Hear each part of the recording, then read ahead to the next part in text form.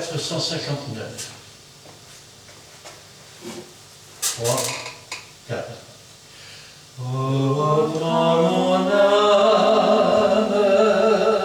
en le Seigneur, et que ta flamme brûle en mon cœur, que tout mon être vibre pour toi.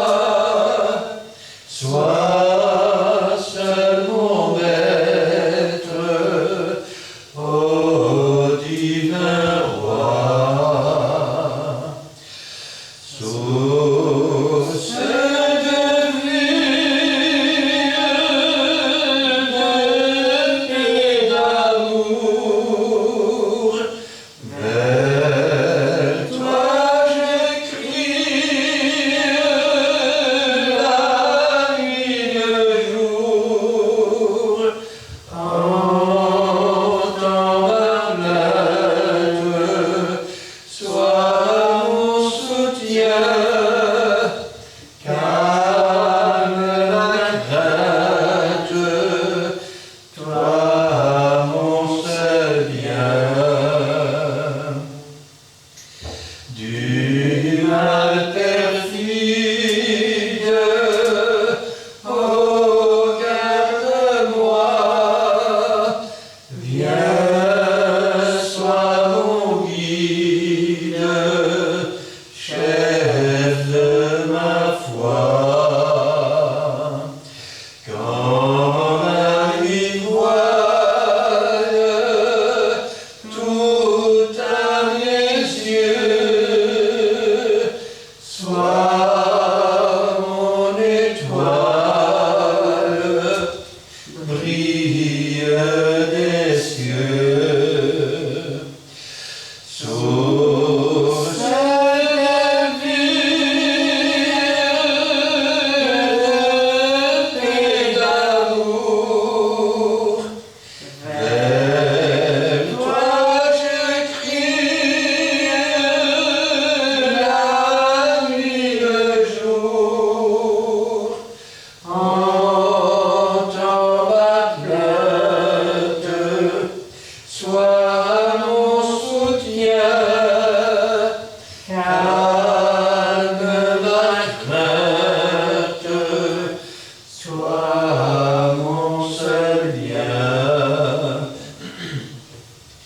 Voici l'aurore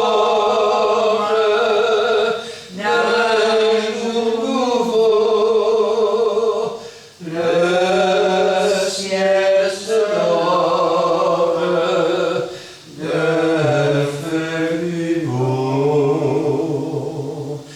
Jésus s'apprête, pourquoi gémir? Levons la tête, il va venir. Source de vie et d'amour, vers toi j'écris la nuit le jour, entends ma plainte, sois mon soutien,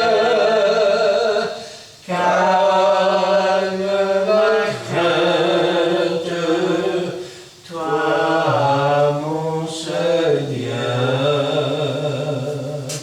Amen. Amen.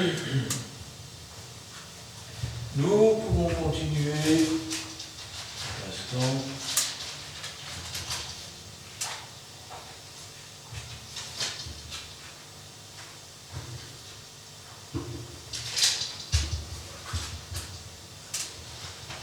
Avec le cantique 167.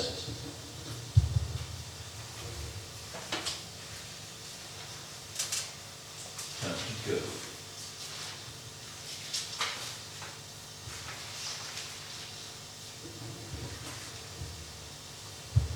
3, 4. La foi illumine la nuit, la foi bannit craintes et doutes, et tout mon cœur chante, mon âme est contente, la foi sur tous mes ennemis me rend toujours plus que vainqueur. Alléluia, oh quel bonheur. Alléluia, gloire au Seigneur. Amen. Amen. Et le 158.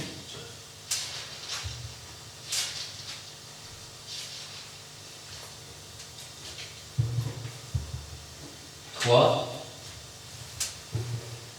12. Je veux contempler. Pardon, 3, 4. Je veux compter sur ta grâce, Seigneur, pour aller plus loin. Je veux compter sur ta face pour éclairer mon chemin. Oh Jésus, prends ta victoire tout entière sur mon cœur, pour que je vive à ta gloire et que je marche en vainqueur. Je veux compter sur ta grâce, Seigneur, pour aller plus loin. Je veux compter sur ta face pour éclairer mon chemin. Oh Jésus, prends ta victoire tout entière sur mon cœur, pour que je vive à ta gloire et que je marche en vainqueur. Amen. Amen. Ce soir, j'aimerais bien se prendre la parole de Dieu avec vous. J'aimerais la prendre dans le livre de l'Exode, chapitre 13, et nous lirons là les 16 premiers versets. Livre de l'Exode, chapitre 13, et nous lirons là les 16 premiers versets.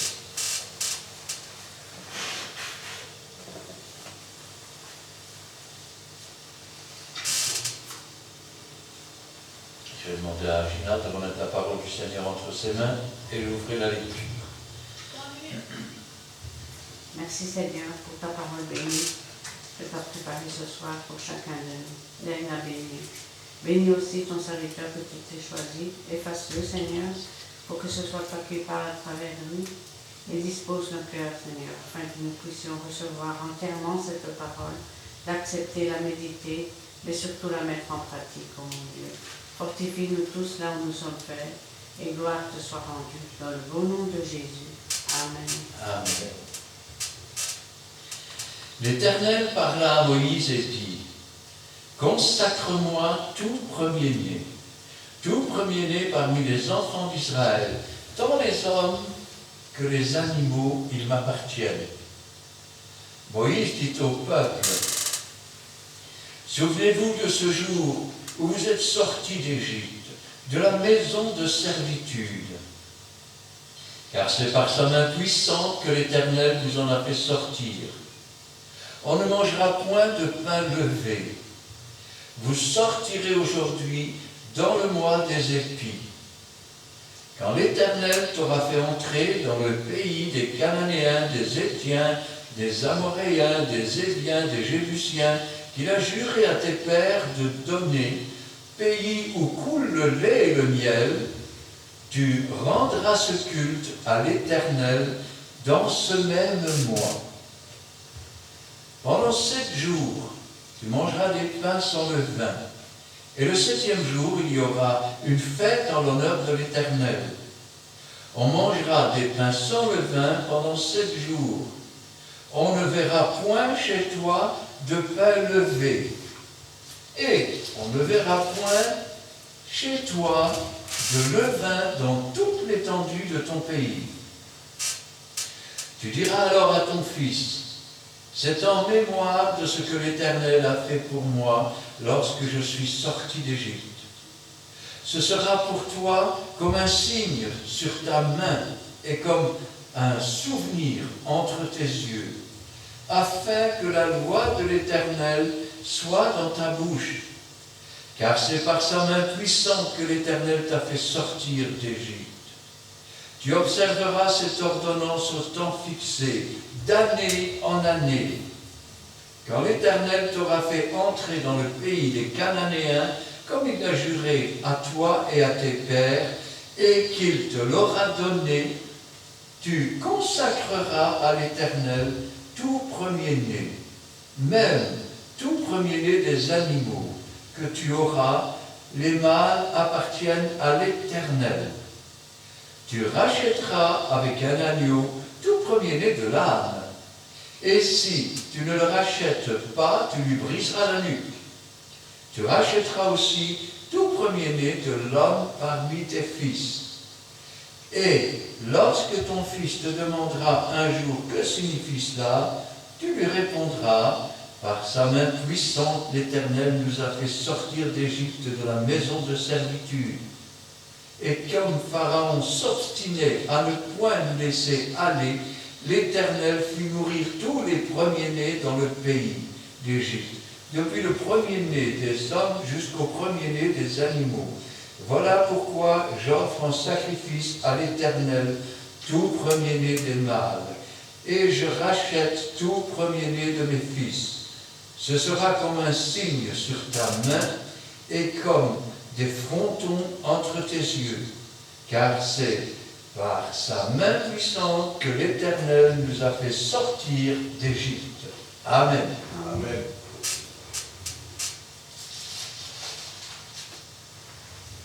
L'Éternel parle à Moïse. Il dit, consacre-moi tout premier-né parmi les enfants d'Israël, tant les hommes que les animaux. Wow. Quand je pense à cela, je me dis, Seigneur, voilà une loi pour Israël. Quand ils sont sortis d'Égypte, on peut le lire d'ailleurs au chapitre précédent, verset 29, c'est-à-dire chapitre 12 et verset 29, au milieu de la nuit, l'Éternel frappa tous les premiers-nés dans le pays d'Égypte, prit le premier-né de Pharaon assis sur son trône, jusqu'au premier-né du captif dans sa prison, et jusqu'à tous les premiers-nés des animaux. Voilà une chose incroyable. Dieu avait instauré la Pâque. Le mot Pâque signifie passer outre, mais pas passer outre dans le sens d'oublier, mais dans le sens d'épargner. Dieu avait d'ailleurs dit, je verrai le sang et je passerai outre. Si nous traduisons, je verrai le sang et Pâques. Et quand je pense à cela, je me dis, Seigneur, si ces choses ont été écrites pour notre instruction, rappelons-nous toujours que Jésus-Christ est le premier-né d'entre les hommes. Il est le premier en toutes choses. Il était le second Adam, le premier ayant failli à sa mission. Et il nous montre un exemple bien précis. Autrefois, Israël dut mettre du sang sur les poteaux, les linteaux, les portes de leur maison. Dieu avait dit, je verrai le sang. Et Pâques, je passerai outre. Dans la nouvelle alliance, c'est le sang de l'agneau qui ôte le péché du monde, qui a été versé sur la croix du calvaire, sur le poteau et le linteau de la croix. Ce sang chaque Israélien devait le mettre. Il devait le mettre sur les poteaux et le linteau de sa porte. Rappelez-vous ce que disait Dieu.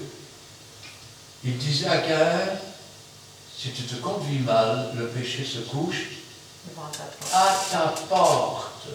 La porte, c'est l'ouverture sur l'extérieur.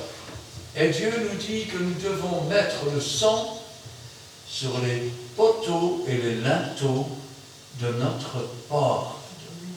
Non pas le sang des agneaux qui, je vais dire, étaient mis à l'époque, mais le sang de Jésus-Christ. Et quand je pense à cela, je me dis, Seigneur, combien sont morts en Égypte? Parce que le sang n'était pas sur les poteaux et les linteaux de leur porte. Quand le destructeur est passé, il a vu le sang sur les maisons de ceux qui avaient cru dans sa parole. Et il n'a pas pu frapper. Et ensuite, il a vu les maisons sur lesquelles il n'y avait pas de sang. Et il a frappé. Depuis le premier-né de Pharaon jusqu'au premier-né de sa servante. Jusqu'au premier-né qui était en prison. Ce que je dis, c'est que quand Dieu dit une chose, il l'accomplit. Et j'ai envie de vous dire aujourd'hui que Christ est notre Pâque. Amen. C'est en vertu du sang que Jésus-Christ a versé sur cette croix du Calvaire que Dieu voit le sang et qu'il passe outre. Est-ce que le sang de Christ est sur les poteaux, les linteaux de ton cœur? Ou est-ce le péché qui se couche devant ta porte? As-tu relevé ta tête? T'es-tu bien conduit en acceptant le sacrifice qui avait été fait, afin que, lorsque la mort passera, elle passera outre. Elle passera outre parce que la mort a déjà eu sa part. Parce que Jésus-Christ a déposé nos péchés dans le séjour des morts. Parce qu'elle n'a plus rien à réclamer. Jésus t'offre la victoire. Vas-tu la saisir et ressusciter en nouveauté de vie avec Jésus-Christ? Mourir pour le monde? Ou vas-tu mourir avec le monde? Car c'est cela le dit. L'Égypte, c'est l'image du monde, qui ne veut pas de Dieu, qui ne suit pas de Dieu, avec à sa tête un pharaon qui est l'image du diable lui-même, et ses serviteurs, l'image des esprits méchants. Que faisaient ces serviteurs? Des magiciens comme Janès et Jandrès, des soldats qui obéissaient à ses ordres, et le peuple était dans la tourmente, le peuple était dans l'esclavage. Dès qu'ils savaient commencer à travailler, tout jeunes, des petits enfants, on les mettait au labeur. Il n'y avait pas d'école pour eux. Il n'y avait rien. Je veux dire autrement. Dès que l'enfant commence à savoir s'exprimer, à savoir bouger, le diable essaye de le mettre sous l'esclavage du monde. Un esclavage où le diable dit, si tu t'agenouilles devant moi, je te donnerai tout ce que tu veux. Non seulement il promet, mais ne peut rien donner, car tout appartient à Dieu. Et quand je pense à cela, je me dis, Seigneur, Dieu nous demande de naître de nouveau, de devenir des premiers-nés. Et les premiers-nés, on les consacrait. Ils étaient consacrés. Quand Jésus est monté à Jérusalem avec ses parents, c'était pour obéir à ce que la loi ordonnait. Tout premier-né en Israël sera consacré à l'Éternel et sera racheté. Nous avons été rachetés, non pas avec de l'argent, nous avons été rachetés par le sacrifice de Jésus-Christ sur la croix. Nous sommes consacrés à l'Éternel. C'est la raison pour laquelle Dieu nous dit que nous sommes sacrificateurs pour toujours, selon l'ordre de Melchisédek avec Jésus-Christ. Et quand je pense à cela, je me dis, Seigneur, Moïse dit au peuple, souvenez-vous de ce jour où vous êtes sortis d'Égypte. Tu peux choisir deux choses. Faire comme Israël dans le désert. Tu te souviens des melons et des concombres? Ah oui, de temps en temps, on avait de la viande. Il y a un autre qui dit, mais ça c'est quand Pharaon l'autorisait. Souviens-toi des coups de fouet. Souviens-toi de l'esclavage et de ce maître qui te tenait enchaîné. Quand Jésus est venu, il a brisé tes chaînes, il a fait tomber tes fers. Toi qui étais un opprimé, il t'a renvoyé libre. Souviens-toi de ces moments merveilleux que tu as passés avec Jésus. Et tu dis, oui, d'accord, mais ouvre le livre de souvenirs. Souviens-toi de toutes les fois où Dieu est intervenu pour toi, où tu as été tout heureux de voir que la puissance de Dieu agissait, malgré les difficultés, malgré les contraintes, malgré les persécutions. Amen. Souviens-toi de tous ces miracles. Israël oubliait. Elle oubliait comment Dieu a frappé l'Égypte par toutes ses plaies pour enfin pouvoir être libre. Être libre. Quand je pense à cela, c'est comme si quelqu'un venait ouvrir les portes de la prison et te dise, ça y est, tu es libéré, quelqu'un a payé ta rançon. Et que toi tu dis, tu crois vraiment ça? Il y a sûrement un truc là derrière. On va pour se faire avoir. Avec Jésus, on ne se fait pas avoir. Avec Jésus, on s'offre comme lui-même s'est offert. Et il fait de nous ses enfants. Amen. Amen. Moïse dit au peuple, souvenez-vous de ce jour où vous êtes sortis d'Égypte de la maison de servitude. Car c'est par sa main puissante que l'Éternel vous en a fait sortir. Car c'est par sa puissance que Jésus-Christ s'est offert. Il est dit qu'il s'est offert par un esprit éternel. Vous recevrez une puissance sur vous, le Saint-Esprit survenant, et vous serez mes témoins. Quand je pense à cela, je me dis, Seigneur, c'est par la puissance du Saint-Esprit et le sacrifice de Jésus-Christ qu'il nous a fait sortir du monde, sortir du péché, réconcilier avec Dieu pour faire de nous des enfants de Dieu, non pas de notre propre volonté ou de l'hérédité du sang, mais de la puissance de la parole de Dieu qui est vivante, qui est agissante et qui est empreinte de l'Esprit de Dieu. Ainsi donc, on ne mangera point de pain levé. On ne mangera pas de pain levé. Et je crois que beaucoup ne comprennent pas. En ces jours, on ne peut pas manger de pain levé. On mange du pain que l'on appelle azim, c'est-à-dire du pain sans levain. L'homme ne vivra pas de pain seulement, mais il vivra de toute parole de Dieu. Et je vous dis, méfiez-vous du levain des pharisiens. Méfiez-vous du levain des faux docteurs, des faux prédicateurs, des faux prophètes. On ne doit pas trouver de levain chez vous pendant toute cette période. Vous devez être saints comme Dieu est saint et comme Jésus est saint, car Dieu est saint, il veut un peuple saint. Amen.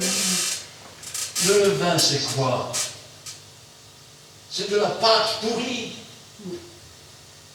c'est de la pâte pourrie.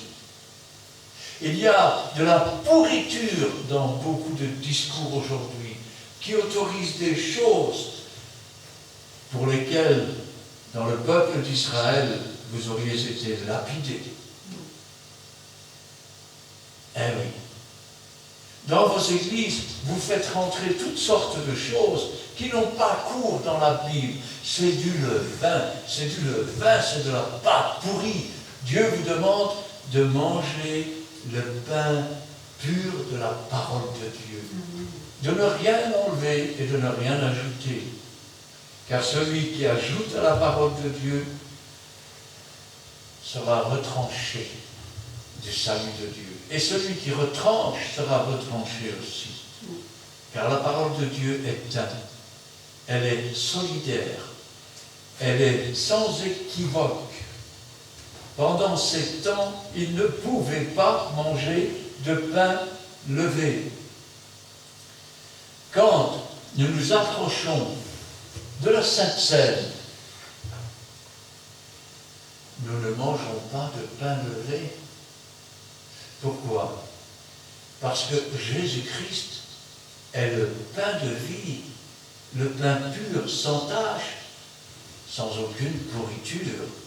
Dans certaines églises, il y a tellement de pourriture que les démons se plaisent à venir s'installer et en rajouter une couche quand ils le peuvent.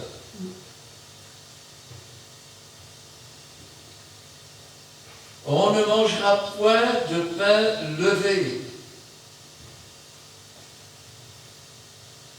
Quand bien même un ange, quand je parle d'un ange, je parle d'un ange qui descendrait du ciel ou d'un messager. Car rappelez-vous, les pasteurs sont appelés dans le livre de la Révélation, le livre de l'Apocalypse, écrit à l'ange de l'Église. On n'écrit pas à un ange, on écrit au messager, au pasteur de l'Église. Et quand je pense à cela, je me dis, Seigneur, quand bien même un ange enseignerait un autre évangile que celui qui a été enseigné, qu'il soit anathème, qu'il soit voué à la destruction, car dans ces périodes, on mange du pain sans levain. Vous sortez aujourd'hui dans le mois des épis, le mois de Nisan. Vous sortez dans le mois des épis. Waouh, quelle drôle de phrase. Je ne comprends pas pourquoi on sort dans le mois des épis. Alors, regardez l'image comme elle est belle. Le premier jour de la Pâque, on apportait des gerbes, 2 gerbes, avec des épis dessus. Et on agitait ces gerbes devant l'Éternel. C'est l'image d'un peuple qui a été transformé, qui maintenant est devenu un épi de blé. Et il s'agite devant Dieu, cherchant la face de Dieu. Mais le 50e jour, on devait apporter 2 pains. Dans ces pains, il y avait encore un peu de levain. Ils étaient apportés devant Dieu pour que Dieu les purifie. C'était l'image de la Pentecôte, où les 2 églises se présentent devant Dieu, afin d'être purifiées par le baptême de feu et du Saint-Esprit. Ainsi donc, le début, c'était les épis. C'est la nouvelle naissance. C'est naître de nouveau. Quand l'Éternel t'aura fait entrer dans le pays des Chaldéens, des Étiens, des Amoréens, des Éviens, des Jébusiens, qu'il a juré à tes pères de te donner, pays où coule le lait et le miel, tu rendras ce culte à l'Éternel dans ce même mois. Waouh! Il n'était pas encore rentré. C'était le mois des épis. Mais il dit, quand l'Éternel t'aura fait rentrer dans ce merveilleux pays. Beaucoup beaucoup aujourd'hui se privent d'entrer dans ce beau pays. Car, comme diraient les apôtres, nous sommes des étrangers sur la terre. Nous vivons dans une tente en attendant de revêtir le domicile céleste que Dieu nous a préparé.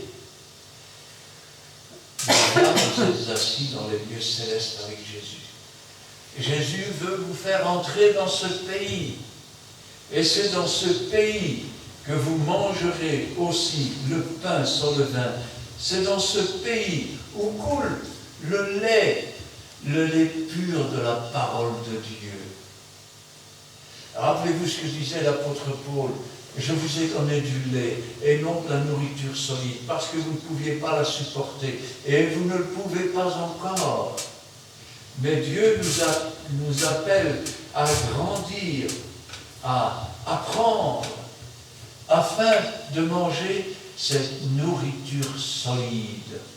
Cette nourriture solide, le lait et le miel. Quoi de plus fort qu'un lion? Quoi de plus doux que le miel? Le lion de Juda a été crucifié sur la croix. Il aurait pu tout arrêter. Il aurait pu appeler une légion d'anges et tuer tous ces hommes. Quel homme pourrait tuer le lion de Juda? Quel homme peut tuer un lion à main nue? Mais le Seigneur l'a permis. Et lorsque Samson est repassé, il y avait un nid de miel à l'intérieur. Car il fallait que le lion meure et que ses os soient blanchis. Il fallait que Christ meure, qu'il présente son corps devant Dieu et qu'il soit reconnu comme sacrifice agréé, pur, parfait, blanc comme neige, afin que comme nos péchés seront noirs ou cramoisis, qu'ils soient blanchis comme la neige. C'est la puissance, c'est l'Esprit de Dieu, c'est la parole de Dieu. Et je vais aller plus loin, c'est la science de Dieu. Je ne sais pas comment une vache brune mange de l'herbe verte et qu'elle fait du lait blanc. Et je ne sais pas comment mes péchés, tout noirs, tout boueux, lavés par le sang rouge de Christ, je deviens blanc comme la neige. Mais je sais que Dieu l'a accompli. Quand l'Éternel t'aura fait entrer dans le pays des Cananéens, des Héthiens, des Amoréens, des Éviens, des Jébusiens qu'il a juré à tes pères de te donner, il l'a juré à tes pères. Et toi, Bethléem, tu ne certes pas le moindre des villes de Juda, car de toi naîtra un chef qui pètera mon peuple Israël. Psaume 22. Mon Dieu, Eloi, Eloi, lama sabachthani, pourquoi m'as-tu abandonné? Ils ont percé mes mains, ils ont percé mes pieds, ils se partagent mes vêtements, ils tirent ma tunique au sort. Quand je pense à cela, je me dis, Dieu l'avait annoncé. Il l'a annoncé depuis des années, des années, des années. Quand il a dit à David, tu ne manqueras jamais d'un successeur sur ton trône. Et quand David lui-même, parlant du Seigneur, a dit, mon Seigneur a dit à mon Seigneur, assieds-toi à ma droite jusqu'à ce que je fasse de tes ennemis ton marchepied. Pendant 7 jours, tu mangeras des pains sans levain. Pendant 7 jours. Pourquoi 7 jours?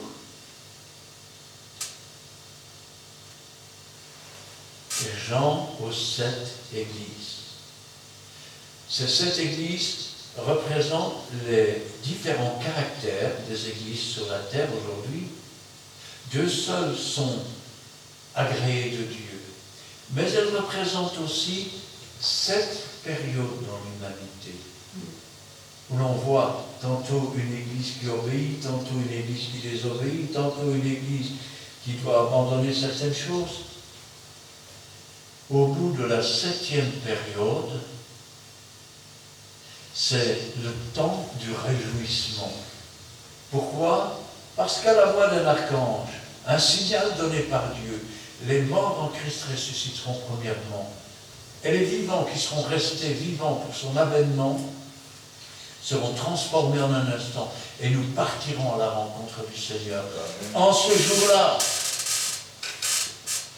le monde qui est Égypte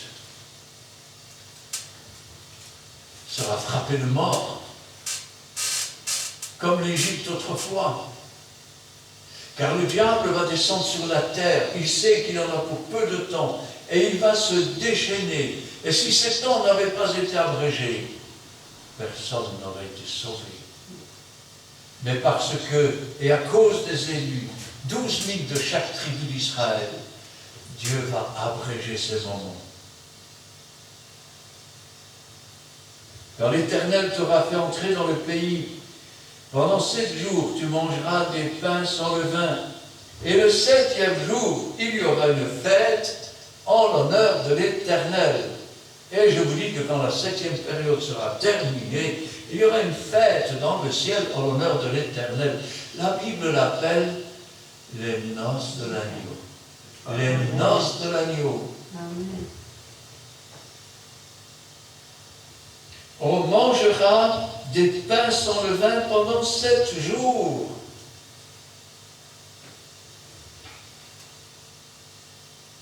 Combien de pasteurs aujourd'hui mentent? Ils savent que ce qu'ils enseignent n'est pas vrai. Et pourtant, ils continuent. Certains pasteurs se disent, je sais bien qu'il faut changer ça et qu'il faudrait dire comme ça. Mais si je fais ça, les gens, qu'est-ce qu'ils vont dire? Êtes-vous là pour retenir les gens avec des mensonges et avec le diable et ses démons? Vous qui êtes déjà esclaves du père du mensonge, car le père du mensonge, c'est le diable. Allez-vous dire la vérité et briser vos chaînes et vos fers? Peu importe ce qui arrivera. Et le fait que vous refusiez de manger le pain sans levain et que vous continuez à y ajouter du levain prouve une chose, c'est que vous n'avez aucune confiance en Dieu. Aucune confiance en Dieu. Car si vous aviez confiance en Dieu, vous sauriez alors que Dieu bénit celui qui lui obéit. Amen. On mangera des pains sans levain pendant 7 jours. Et vous remarquez qu'il le répète et il le répète. On ne verra point chez toi de pain levé.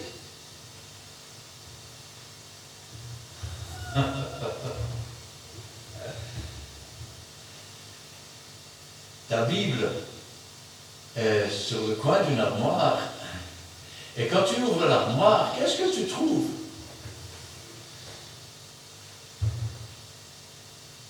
Du levain,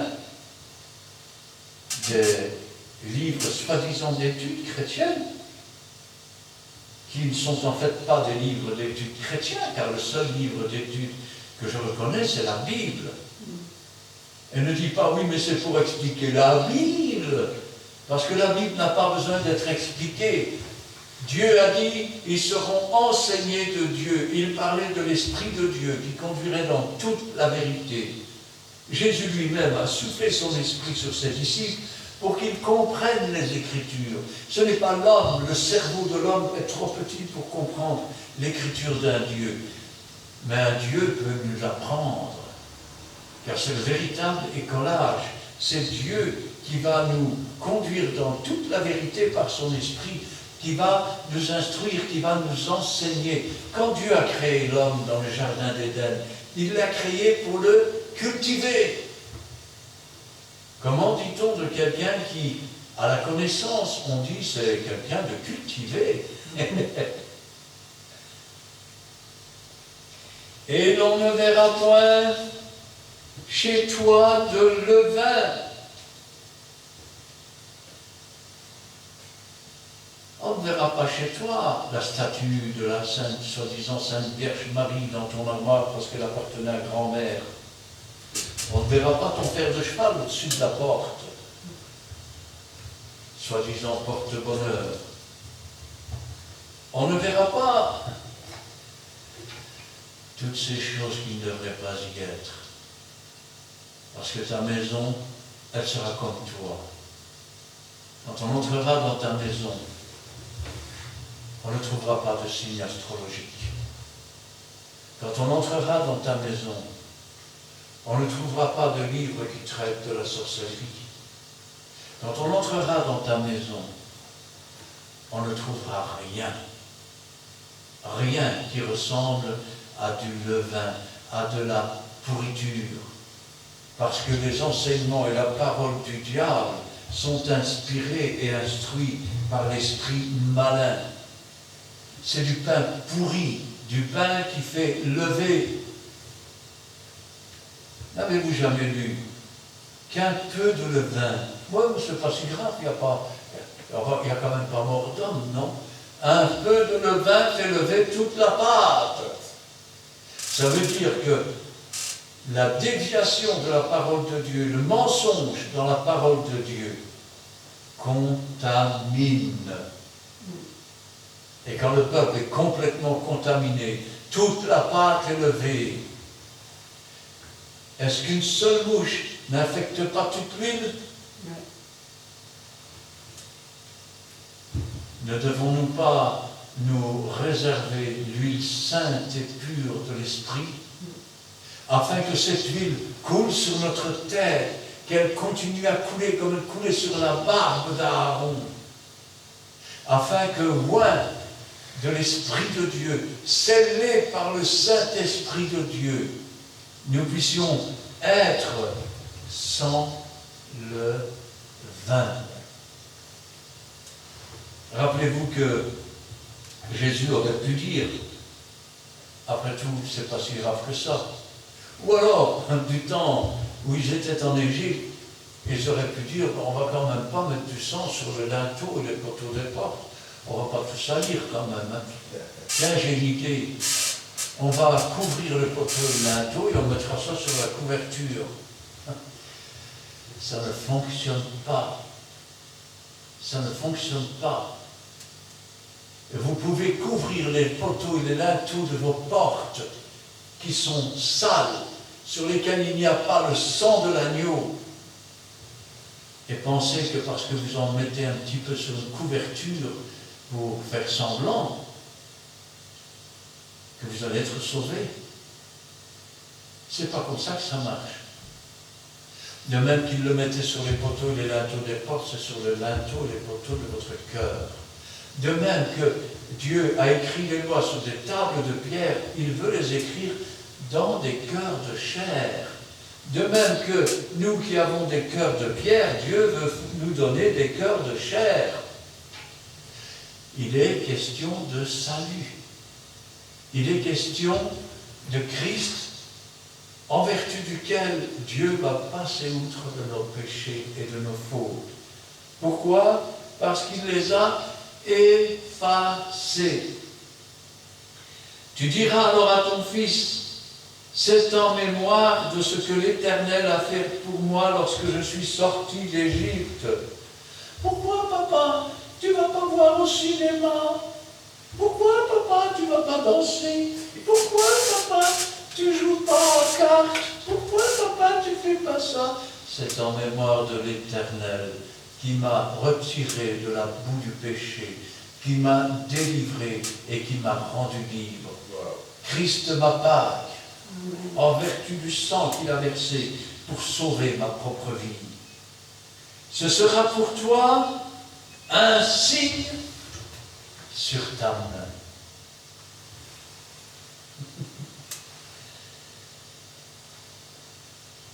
Quand vous remplissez vos cœurs du levain, de la pâte pourrie, des choses qui écartent de Dieu sur un chemin large et spacieux, vous ne portez pas ces choses comme une marque à la gloire de Dieu, vous portez cela comme la marque du diable. Comme la marque du diable sur votre main et entre vos yeux, sur vos frontons. Ah oui, je sais, un jour on va mettre une puce là, on mettra une puce là. La marque du diable, c'est la marque du mensonge, de la désobéissance, de l'opposition contre Dieu. Et c'est ce qu'il nous dit ici. Ce sera pour toi un signe sur ta main, comme un souvenir entre tes yeux, c'est-à-dire sur ton front. afin que la loi de l'Éternel soit dans ta bouche. Dans ta bouche. Vous savez combien de fois, en parlant avec des gens qui parfois même se disent pasteurs, viennent me dire « Oh, il est écrit ceci ». J'ai dit « Montre-le-moi dans la Bible ». Ou alors ils disent « Ah mais il est écrit ça ». J'ai dit « Non, c'est pas ce qui est écrit. Il est écrit ceci, ceci et cela ». Pourquoi? Parce que l'Esprit de Dieu n'aime pas le mensonge. L'Esprit de Dieu conduit dans toute la vérité. Ça ne veut pas dire que nous connaissons tout, car nous connaissons en partie, nous prophétisons en partie. Et quand ce qui sera parfait sera venu, alors nous connaîtrons comme nous avons été connus. Mais ce que le Saint-Esprit nous donne à connaître est oui et Amen. Amen. Afin que la loi de l'Éternel soit dans ta bouche. Attendez, vous venez de dire dans ton cœur. C'est de l'abondance du cœur que sortent les paroles de la bouche. Si tu as des bonnes choses dans ton cœur, tu tires des bonnes choses. Si tu n'as pas, tu as des mauvaises choses, tu tires des mauvaises choses. Si la parole de l'Éternel est sur ta bouche, c'est que l'Éternel est dans ton cœur, qu'il est dans ta vie. Un jour, les disciples ont essayé d'empêcher quelqu'un qui prêchait Jésus-Christ le Sauveur. Et Jésus leur a dit, mais ne l'empêchez pas. Celui qui est pour nous n'est pas contre nous. Tu observeras cette ordonnance au temps fixé. Au temps fixé. Tu commenceras à l'observer dès le moment où tu nais de nouveau.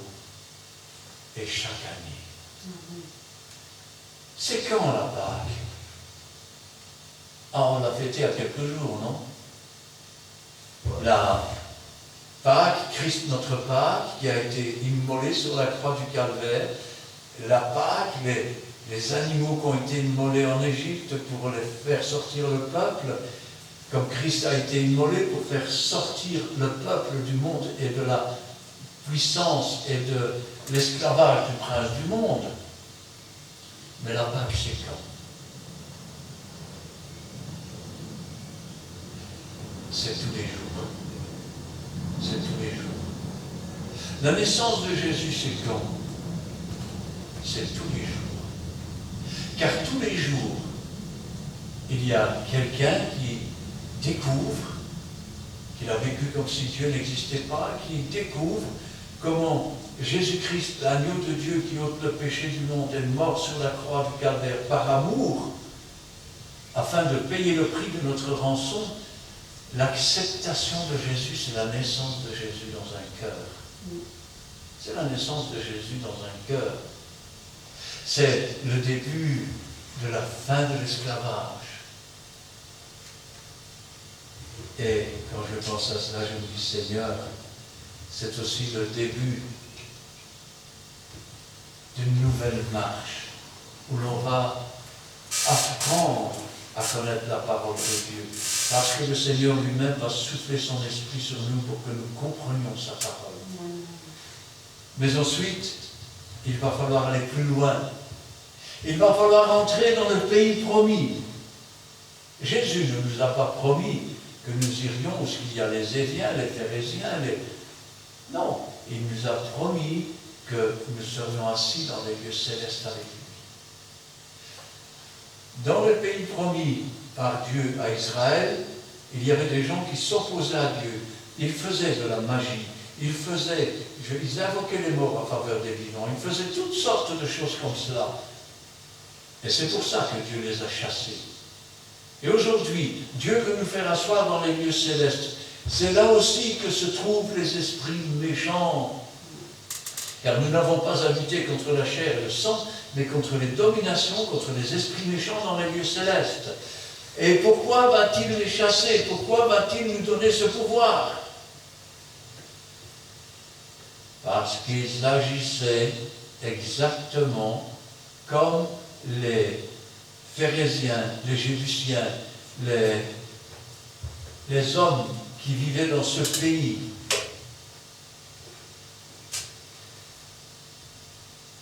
Afin afin que la loi de l'Éternel soit dans ta bouche, car c'est par sa main puissante que l'Éternel t'a fait sortir d'Égypte. Tu observeras cette ordonnance au temps fixé d'année en année.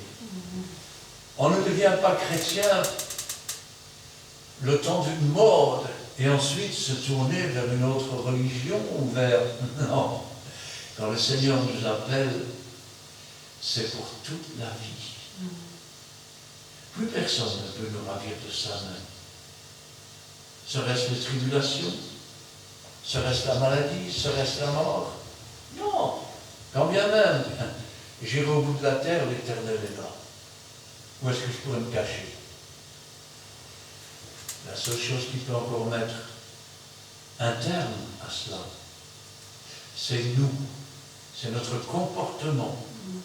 C'est notre façon de nous détourner parfois de l'évangile, de la vérité, pour commencer à goûter à la tromperie, au mensonge. L'Éternel lui-même a dit, ce sont vos crimes qui mettent séparation entre vous et Dieu. Quand l'Éternel t'aura fait entrer dans le pays des Cananéens, comme il l'a juré à toi et à tes pères, et qu'il te l'aura donné, tu consacreras à l'Éternel tout premier-né, et même tout premier-né des animaux que tu auras. Les mâles appartiennent à l'Éternel. Avant de sortir d'Égypte, Dieu a fait mourir tous les premiers-nés. Tous les premiers-nés d'Égypte.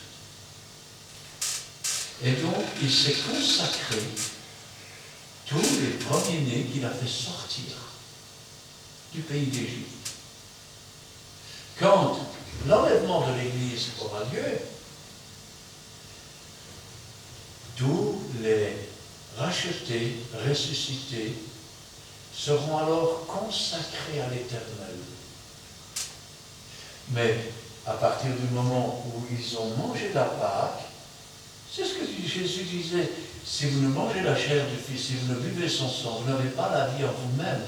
Et les paroles que je vous ai dites sont esprit et vie.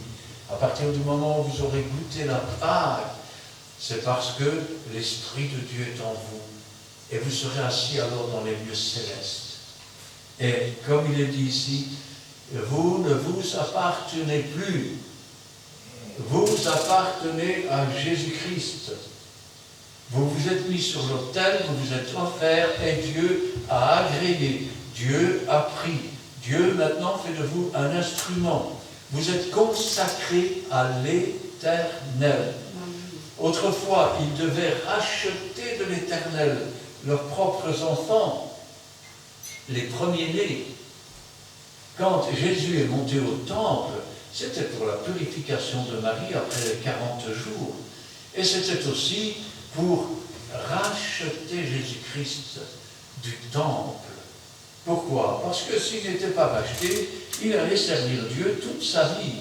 Il allait d'abord être sevré, ensuite ramené au temple, et ne pourrait plus jamais en sortir. Il appartiendrait à l'Éternel toute sa vie. Et ainsi, il pouvait retourner chez lui et travailler. Mais quand Dieu nous a appelés, nous, dans ce siècle, qui nous a fait sortir du monde, nous sommes morts pour le monde. Nous sommes ressuscités en nouveauté de vie. Si pour, je vais dire, enlever la consécration, il fallait racheter l'enfant, aujourd'hui, pour pouvoir être consacrés, nous qui n'étions pas du peuple de Dieu, il faut avoir été rachetés. Et nous avons été rachetés à un prix immense. Nous avons été rachetés en vertu du sacrifice de Jésus-Christ sur la croix du Calvaire, afin que, pour les temps et pour l'éternité, nous soyons sacrificateurs avec Jésus, que nous soyons consacrés. Tu rachèteras avec un agneau tout premier-né de l'âne. Et si tu ne le rachètes pas, tu lui briseras la nuque. Tu rachèteras aussi tout premier-né de l'homme parmi tes fils. Ce n'était pas rien. Il devait donner 5 cycles, les cycles du sanctuaire, soit 20 guéras. Et ensuite, ils étaient rachetés pour nous sortir de ce monde et pouvoir entrer dans le peuple de Dieu. Ce n'est pas rien. C'est le sang de Jésus-Christ, ce sont les meurtrissures dans sa chair, ce sont ses souffrances, c'est son agonie, ce sont toutes les choses qu'il a dû endurer pour chacun d'entre nous. C'est à ce prix-là que Jésus-Christ nous a rachetés. Quand il est mort sur la croix, il a dit « Tout est accompli ». Tout ce qu'il fallait accomplir pour notre salut. Il a donc pu déposer nos péchés dans le séjour des morts. Il a vaincu la mort, il est sorti des encres de la terre, il est ressuscité. Et il revient bientôt nous chercher. Et lorsque ton fils te demandera un jour, que signifie cela? Tu lui répondras, par sa main puissante, l'Éternel nous a fait sortir d'Égypte de la main de servitude. Ne dis pas, c'est grâce à moi s'il est bien l'Évangile. Car tu n'as rien fait d'un simple au travaux, celui qui fait croître, c'est Dieu. Et si quelqu'un est délivré, eh bien c'est par la main puissante de Dieu, ce n'est pas par toi. Tu n'es qu'un homme. Qui peut sauver? Qui peut délivrer? Qui peut guérir? Qui peut sauver? Et comme Pharaon s'obstinait à ne point laisser aller l'Éternel, fit mourir tous les premiers-nés dans le pays d'Égypte, depuis le premier-né des hommes jusqu'au premier-né des animaux. Waouh! Vous entendez ce que Dieu dit? Il y a des animaux qui servent Dieu. Oui. Oh, arrêtez, pas exagérer. Les animaux n'ont pas d'âme. Tu ne mangeras pas un animal avec son âme, avec son sang. Regarde les oiseaux des champs.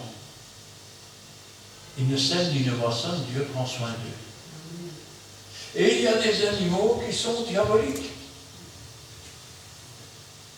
Eh oui, comme il y a des hommes qui sont saints, il y a des hommes qui sont diaboliques. Eh oui. Ce jour-là, quand ce sera la fin définitive de l'esclavage,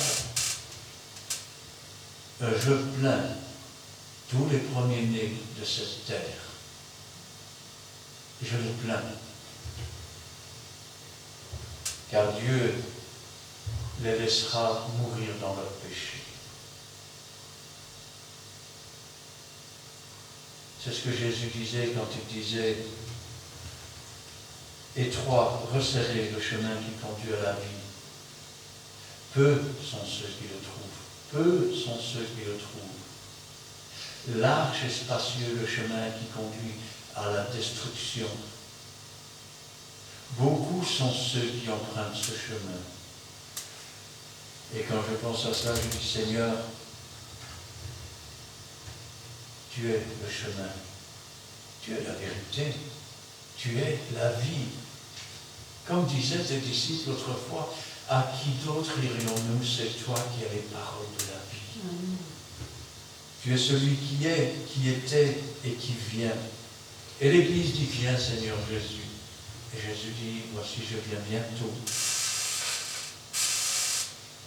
Et comme Pharaon s'obstinait à ne point laisser aller, à les laisser aller, l'Éternel fit mourir tous les premiers-nés dans le pays d'Égypte, depuis le premier-né des hommes jusqu'au premier-né des animaux. Beaucoup vous diront que le jour où vous accepterez Jésus, ce sera magnifique. Alors je vais vous dire une chose.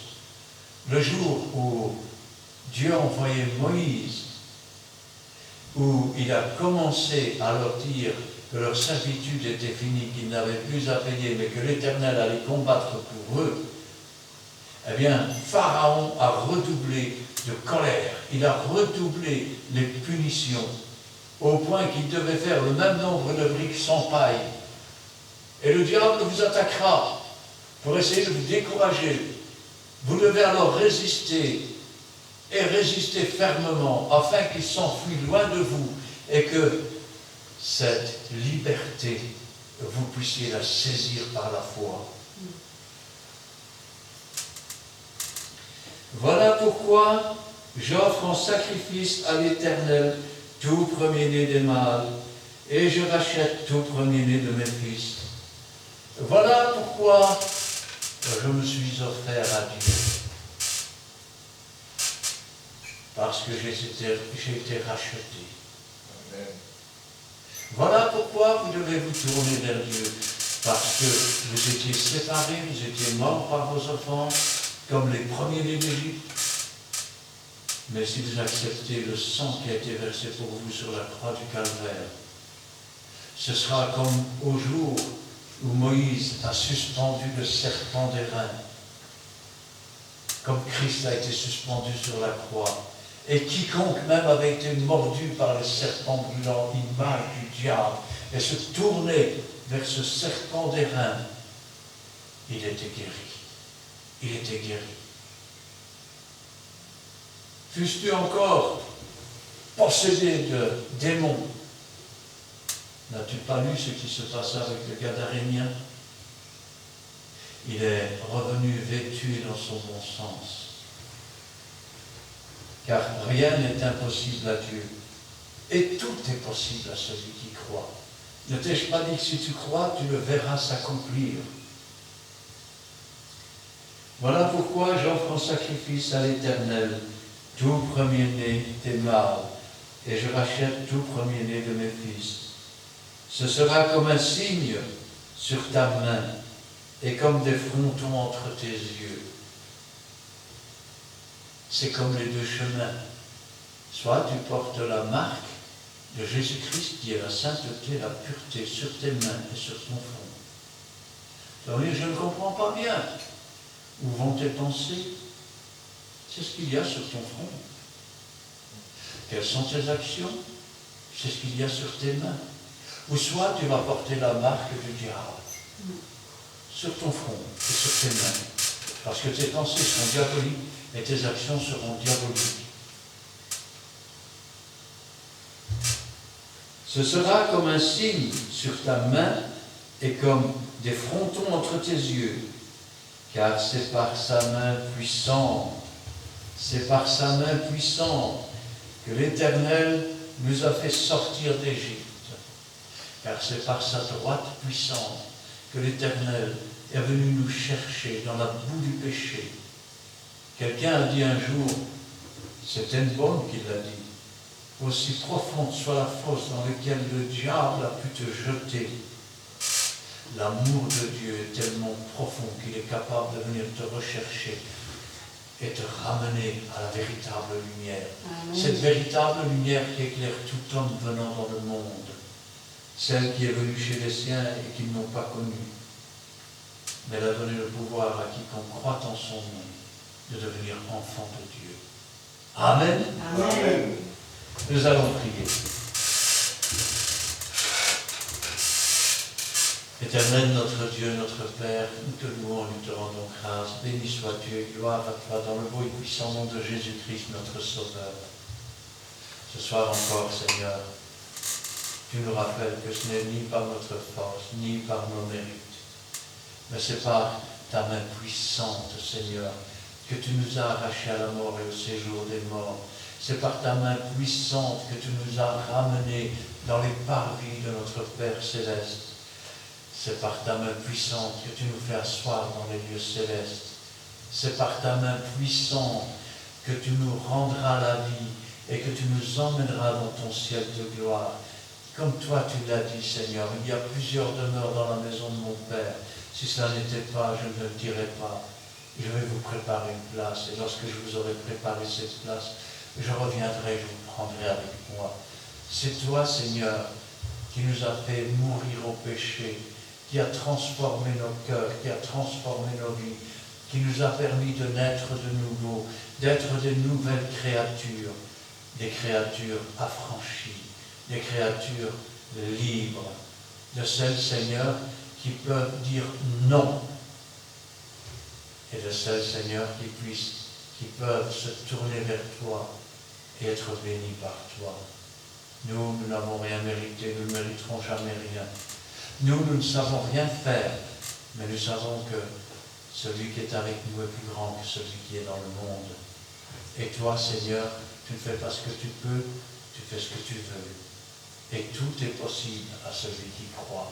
Alors nous croyons, Seigneur, et nous demeurons dans ton giron, sachant que le moment venu, Seigneur, nous te verrons comme toi tu nous as vus. Nous te connaîtrons comme toi tu nous as connus. Et nous serons pour toujours avec toi dans ton ciel de gloire. Béni sois-tu et gloire à toi. Gloire au Père, gloire au Fils et gloire au Saint-Esprit. Amen. Amen. Merci Dieu Tout-Puissant, nous te bénissons encore. Merci Père que ça, tu as versé Père tout ce sang et que Père que ce sang soit un signe pour nous Père que ça, que nous devons porter dans nos cœurs Père que ça, nos cœurs qui est tendre Père que ça. Enlève à nous le cœur de pierre, donne-nous un cœur tendre Père que ça, pour que ton sang puisse être Père que ça peint dans nos cœurs et Père et que des distributeurs Père que ça que les distributeurs ne puissent pas voir, Seigneur, ce qui notre aide pour détruire, Père Seigneur. Merci, Seigneur, Seigneur. Merci, Père Saint, parce que tu es notre Pâque. Tu es celui qui a préparé tout ça. Oh, l'agneau immolé, c'est toi, éternel. Par ton sang versé sur la croix, Père Saint, qui nous donne encore la victoire. Oh, Père, parce que Jean, dans le livre de Patmos, a déclaré, Père Saint, que j'ai vu celui qui a dit à Jean, Père Saint, que tu es vivant et que tu as la clé de séjour des morts. Oh Père, c'est pour cela, Père Saint, notre assurance est sur toi, Père Seigneur. La vie éternelle, c'est toi. Nous te bénissons, nous te sanctifions, Père Seigneur. Bénis que chacun ici présent, Père Seigneur. Merci, Père Seigneur, d'avoir dévoilé ces choses, Père Seigneur. Car c'était bien, Père Seigneur, qu'on puisse connaître, Père Seigneur, que c'est toi, Père, nous ne pouvons pas. Oh, Père Seigneur, nous ne pouvons pas gaspiller, Père Seigneur, le sang qui a été immolé sur le mot de l'autre. C'est toi, Père, qui est notre Père Pâques. Aujourd'hui, Père Seigneur, des jours où nous pouvons vivre notre Pâques. Merci, Père Seigneur, de nous avoir épargné de protection. Nous sommes protégés par ton sang, Père Seigneur, immolé. Nous te bénissons, nous te sanctifions. Que notre chemin de retour aussi soit protégé par le sang immolé. Que nos familles aussi soient protégées par le sang immolé, Père Saint. Oh, nous voulons Père te dire merci, Seigneur, pour toutes bonnes choses que tu pourrais encore nous dévoiler, Père, vers le jour à venir. Gloire au Père, gloire au Fils, gloire au Saint-Esprit. Amen. Amen. Merci Seigneur pour ta présence. Merci pour ta parole que tu nous as annoncée par la bouche de ton serviteur. Parole qui est vraie, qui est noble sur notre santé. Et ce soir, tu parles encore à ton peuple. Tu nous exhortes et tu nous rappelles de te rester fidèle. Toi qui es fidèle envers nous, toi qui es 3 fois saint, toi qui es rempli d'amour pour chacun de nous. Donne-nous de nous rappeler qu'un jour tu as envoyé ton Fils sur cette terre, non pas pour nous juger, mais pour nous sauver. Donne-nous, Seigneur, de ne pas oublier le sacrifice de la croix par lequel tu as tout accompli pour chacun de nous. Nous qui étions des pécheurs, errants dans l'esclavage, et tu nous as tendu une main secourable et tu nous as lavés dans le sang de l'agneau. Gloire te soit rendue, ô mon Dieu, car tu es un Dieu merveilleux. Et tu nous as remplis de ton amour. Et tu nous as aimés le premier. Et tu as fait de nous tes enfants, de nouvelles créatures. Tu nous as appelés enfants de Dieu. Merci Seigneur, car c'est vrai, car par ta main puissante, tu as délivré ton peuple d'Égypte. Tu l'as fait sortir de la servitude et de l'esclavage. Tu l'as rendu libre. Merci Seigneur, car tu as manifesté encore ton amour. Merci car tu veux que chaque jour tu sois notre Père. Et nous le voulons, car nous croyons en toi. Nous savons que tu es venu sur cette terre pour nous sauver, mais tu es le Fils de Dieu.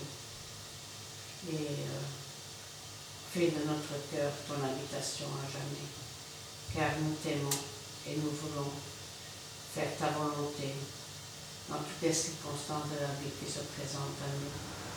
Apprends-nous à t'aimer comme toi-même tu nous as aimé le premier. Apprends-nous à t'obéir dans les petites choses comme dans les grandes choses, en mettant en pratique tes préceptes, tes ordonnances, tes commandements, afin que nos pensées ne soient pas néfastes et que nos actions ne soient pas opposées à ta parole, qu'elles soient remplies de pensées spirituelles et que nos actions sont celles que tu veux que nous fassions. Car nous voulons, Seigneur, être comme tu le veux, Seigneur, et appliquer ta parole. Pardonne-nous aussi nos péchés, nos iniquités, nos manquements, mauvaises pensées, mauvaises actions. Que la puissance de ton Saint-Esprit se manifeste en nous et qu'il brûle en nous tous les interdits cachés, car nous voulons être vrais devant toi, mon Dieu. Nous voulons marcher de l'avant, de mieux en mieux, un pas à la fois comme tu le veux, Seigneur. Et apprends-nous à te prier sans cesse, sans nous relâcher, Seigneur, à crier à toi, à te faire connaître, Seigneur, nos préceptes, nos requêtes, pardon, et nos demandes, nos cas spéciaux, nos besoins, car Dieu du ciel, dans ta maison céleste, tu vois tout et tu entends tout, et tu interviens, non pas comme nous le voulons, mais comme toi tu le désires. Donne-nous de nous laisser diriger par toi, ô Dieu Tout-Puissant, car tu es notre Père, et nous sommes tes enfants. C'est toi notre guide quotidien. Donne-nous de nous laisser guider par Jésus-Christ et par ton Saint-Esprit, qui nous conduit dans toute la vérité. Merci, Père éternel, de ton amour immense. Merci de tout ce que tu as fait dans notre vie et tout ce que tu feras encore, car tu es tout pour nous. C'est toi, Seigneur, qui connais tout de notre vie. Tu connais le passé, le présent, et tu diriges l'avenir. Et en toi, nous avons confiance. Fortifie ton peuple, mon Dieu, que cette parole ne retourne pas en arrière, afin qu'elle puisse faire ta volonté, qu'elle agisse aussi dans tous ceux qui vont regarder et écouter cette vidéo biblique, afin que ta parole soit propagée et que le monde entier puisse dire que tu es vraiment le Dieu vivant, celui qui relève, qui fortifie, qui encourage et qui guérit. Gloire, honneur, puissance soit rendue dans le bon nom de Jésus-Christ. Amen. Amen. Eh bien, nous terminerons avec le cantique numéro 154.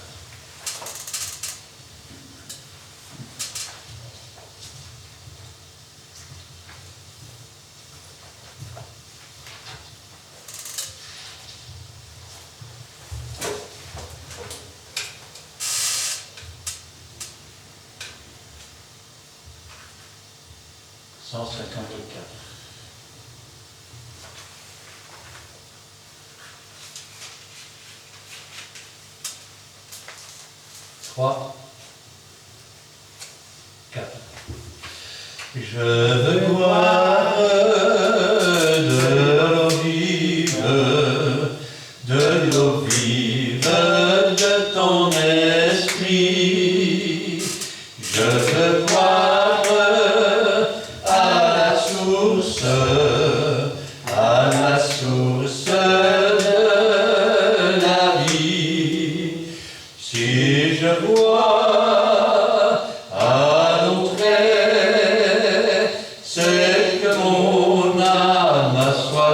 de toi. Je viens boire à la source de la vie. Je veux boire de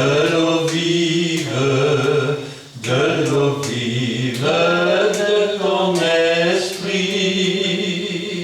Je veux boire à la source de la vie. Si je bois à l'entrée, c'est que mon âme a soif de toi. Je viens boire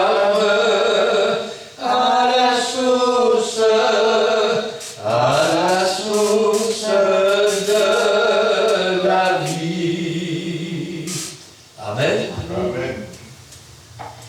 Que l'Éternel te bénisse et qu'il te garde. Que l'Éternel fasse luire sa face sur toi et qu'il t'accorde sa grâce. Que l'Éternel tourne sa face vers toi et qu'il te donne la paix. Amen Amen. et Amen.